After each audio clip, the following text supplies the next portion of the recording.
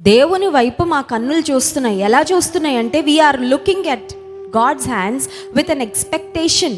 ఒక దాసి యజమానురాలి చేతి వైపు చూస్తూ ఉంటుంది. యజమానురాలు జీతం ఎప్పుడు ఇస్తుందా, యజమానురాలు మాకు ఎప్పుడు ఏమిస్తుందా అని ఎదురు చూస్తూ ఉంటుంది.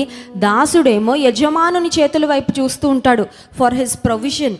అతని అవసరతలు తీర్చబడుట కొరకు అతనికి కావలసినవన్నీ ఆ యజమానుడు అమర్చి పెడతాడని, యజమానుడు ఇస్తాడని యజమానుని చేతుల వైపు చూస్తూ ఉంటాడు. దేవుని సేవకులంగా ఉన్న మనము కూడా దేవుని చేతుల వైపు మొరాలి.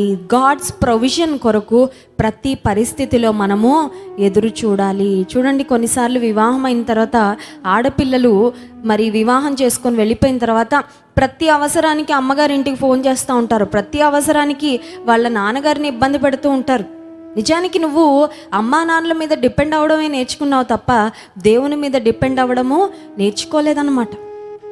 మన బిడ్డలకు కూడా మనం నేర్పించాలి. వారికి ఏ అవసరత వచ్చినా మన దగ్గరకు పరిగెత్తుకొని రావడం కంటే దేవుని దగ్గరకు మొదట పరిగెత్తుకొని వెళ్ళాలని.